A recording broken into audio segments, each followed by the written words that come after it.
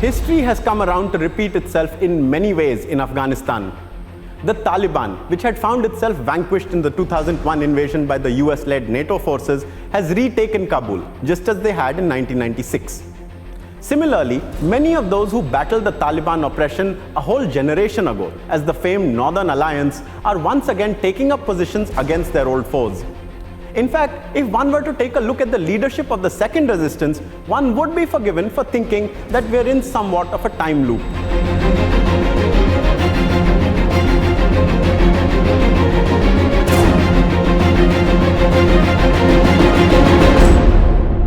As the Taliban rode into Kabul on August 15 and the then President Ashraf Ghani fled the country, two men instead escaped about 100 kilometers northeast of the Afghan capital to a place called Panjshir.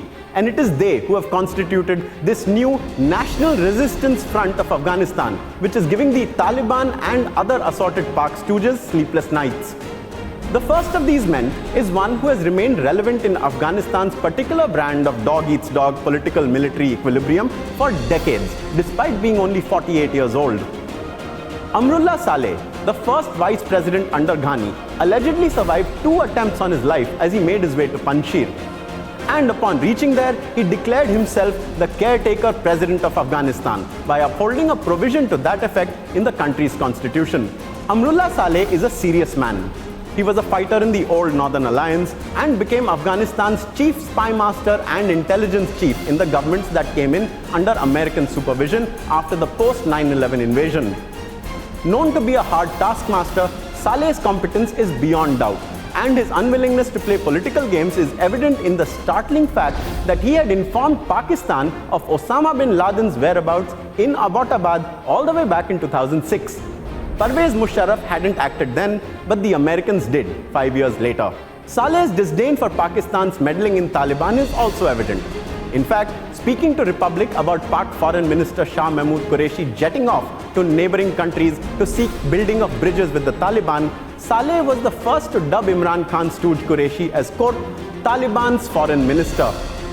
Saleh had plenty of experience and tons of contacts across the country and beyond. And with at least some of the embassies of Afghanistan on foreign shores siding with him after his self-appointment as president, he remains a thorn in the Taliban side. But while Saleh brings credibility and political gravitas, the Panjshir resistance is going to need very strong military leadership if it is going to hold out against a Taliban that is potentially far better equipped than it used to be.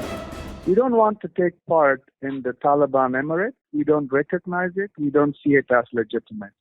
Right. But if they promise a date for approaching the people, give a space to the people to have a say in determining the character of the state, and also have a say in how the head of the state be put in place, we will participate in that process.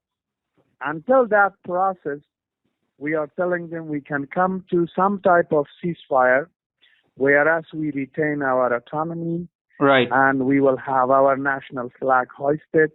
We will not accept their appointments. We will not agree to their terms. Right.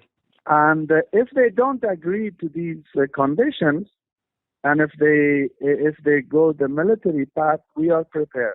In the days of the old Soviet Union's occupation of Afghanistan, which only properly came to an end after the fall of the USSR, Panjshir had not only held out, but had also given the Red Army a bloody nose on numerous occasions. It was led by a man whose name has an almost legendary significance in Afghanistan. We are speaking about Ahmad Shah Massoud, a guerrilla leader who came to be known as the Lion of Panjshir. Under his dynamic command, small groups of fighters holding a positional advantage took on and defied much larger armies for years.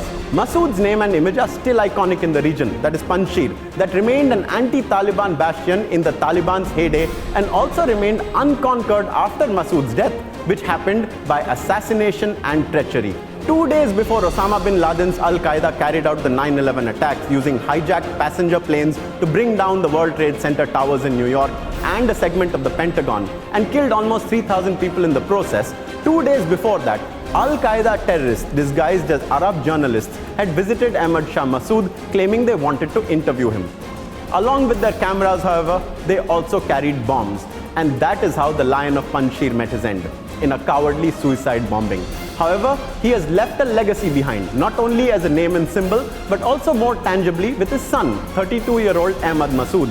The younger Massoud, who was educated in war studies and international relations in the UK, escaped the fall of Kabul on August 15 by helicopter. Reaching his old family stronghold of Panjshir, he unfurled his banners and issued a clarion call for all anti-Taliban fighters to rally to the Afghan cause once again. However, while the young Massoud and the resistance he leads with Amrullah Saleh have pounded the Taliban into a tense stalemate so far, the West has been quick to write off their chances. They say that he's not experienced in war like his father was, and this, coupled with the Taliban getting a hold of sophisticated American weaponry from Joe Biden's botched withdrawal, mean that the resistance has its work cut out. Massoud has written at least one column in a prominent American newspaper seeking support in terms of arms and ammunition.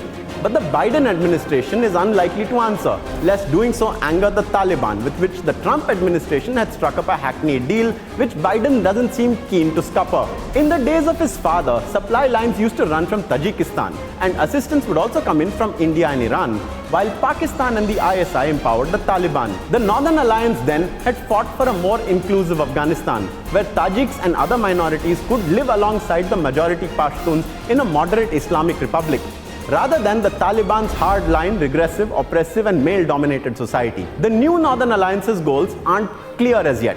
Reports claim they'd settle for an inclusive government, and negotiations to this effect have also been cited. However, the threat of a military conflict always remains. The Taliban is said to have besieged Panjshir, but reaching its doors is one thing and gaining entry is completely another. The Panjshir Valley, which has numerous sub-valleys, spans about 100 kilometers from southwest to northeast. It is surrounded by the Hindu Kush Mountains, which forms a wall on both sides that are about 3,000 meters tall, leaving just one entry point, which the locals of Panjshir know how to defend. In fact, while Ahmad Massoud was only 12 years old when his father was assassinated, Amrullah Saleh has fought under the Lion of Panjshir, whom some media outlets even refer to as the Afghan Napoleon. One particular factor that analysts speculate could decide the fate of the resistance is whether the average Afghan in the rest of the country identifies with its cause. Abdullah Abdullah, the national chairperson for reconciliation, who led the fruitless peace talks with the Taliban, was also a part of the old Northern Alliance. He has now joined up with former Afghan President Hamid Karzai, and the pair are negotiating with the Taliban. If they manage to forge a consensus, it could damage the resistance's cause. The American exit from Afghanistan has left a power vacuum in the country that will still take some time to fill. The Taliban is stretched and in disarray, perhaps not anticipating the speed of its own victory. Its leadership hasn't even reached Kabul yet, upholding the US withdrawal deadline as the reason, though it could be any number of other things. Will the Afghan resistance be able to mount a serious enough threat that it forces a change in the Taliban's outlook to administration? In Afghanistan, the graveyard of empires, stranger things have happened.